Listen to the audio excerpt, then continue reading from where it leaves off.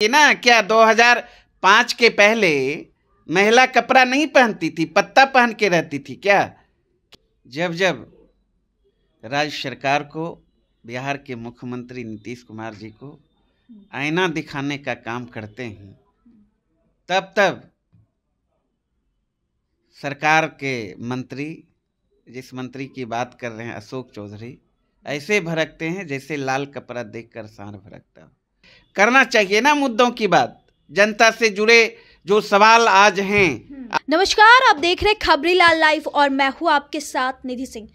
देखिए, नेता प्रतिपक्ष तेजस्वी यादव बिहार में हो रहे अपराध या फिर बिहार की जो राजनीतिक स्थिति है जिसको लेकर नीतीश कुमार को आईना दिखाने का काम किए हैं।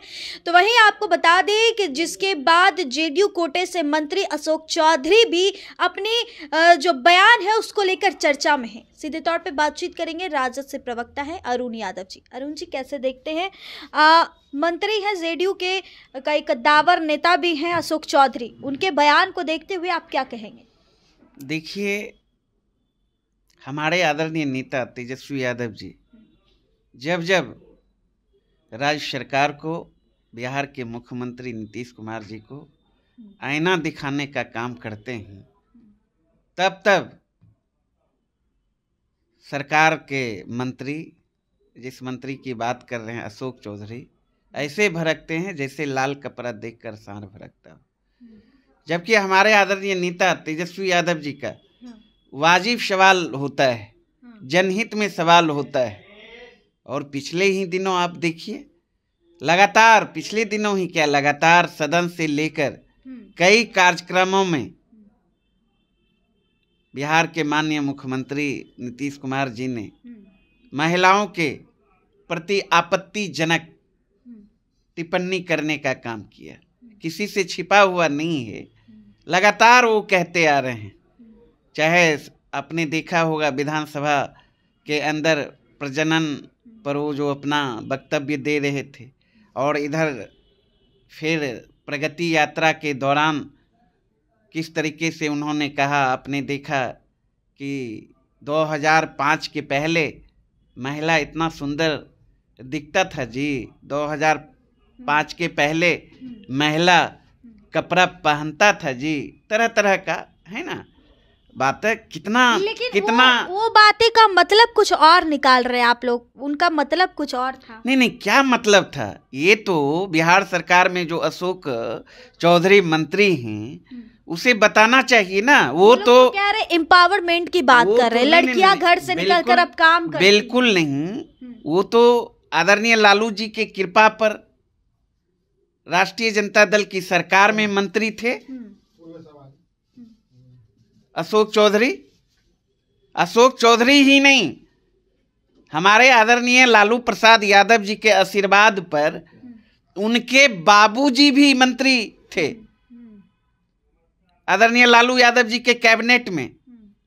तो उसको बताना चाहिए ना, क्या 2005 के पहले महिला कपड़ा नहीं पहनती थी, पत्ता पहन के रहती थी क्या?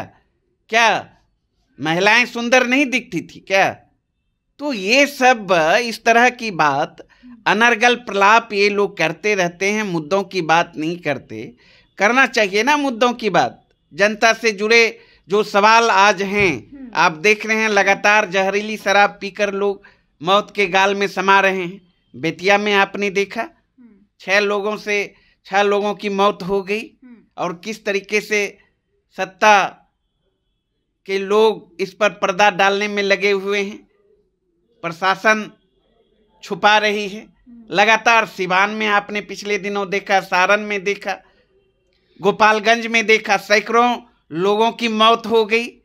और सत्ता संरक्षित लोगों को खुली छूट है अवैध शराब की धंधा करने के। जहरीली शराब ये लोग परोस रहे हैं लोगों के बीच। शासन प्रशासन मुख्य दर्शक बनी हुई है। तो ये स्थिति है बिहार का। रोजगार के मामले में वही हाल है, भ्रष्टाचार के मामले में अरुण जी, एक सवाल, वही स्थिति है। एक सवाल और है, आप रोजगार और भ्रष्टाचार और शराब के बारे में बोल रहे हैं। अगर बीते दिन अगर हम बात करें तो पशुपति कुमार पारस गर्दनी बाग में धरना देने के लिए बैठ चुके थे, क्या उनसे कुछ बातचीत हुई है आपके पार्टी के राष्ट्रीय अध्यक्ष जी से? क्योंकि जब से दही चूड़ा का भोज हुआ, कहा जा रहा है कि लालू यादव ने बड़ा खेल कर दिया है। देखिए, ये लोग जो सत्ता में बैठे लोग हैं ना, उनके घर में नया मेहमान भी आ जाए ना तो वो विपक्ष पर ही आरोप लगा देते हैं। अच्छा। हमारे आदरणीय लालू यादव जी पर, तेजस्वी यादव जी पर। एनडीए में तो खुद देख रहे हैं अंदर खाने में किस तरह की लड़ाई चल रही है। वो अंदर खाने की लड़ाई अब सड़कों पर आ चुकी है। चाहे आज तक तो एनडीए के पार्ट हैं पारस जी, चाहे आप मांझी जी की बात कर लीजिए, खुल के उन्होंने कहा किस तरीके से एनडीए ने, भारतीय जनता पार्टी ने दलितों के सबसे बड़े नेता कह सकते हैं चिराग पासवान भी बड़े नेता है दलित। नहीं, अपमानित करने का काम किया चिराग पासवान भी तो लगातार भारतीय जनता पार्टी के तो डीएनए में ही है दलितों का अपमान, पिछड़ों का अपमान, अति पिछड़ों का अपमान, आदिवासियों का अपमान, अल्पसंख्यकों का अपमान, संविधान का अपमान, लोकतंत्र का अपमान, आरक्षण का अपमान। तो ये कैसे सीख सकते हैं? अच्छी बात कैसे कर सकते हैं? तो ये सारी बातें हैं। तो चलिए, यहाँ थे हमारे साथ बातचीत करने के लिए राजद से प्रवक्ता अरुण यादव जी, और इन्होंने अपनी बात को रखी। कैसी लगी कमेंट में जरूर बताइएगा। बहुत बहुत धन्यवाद।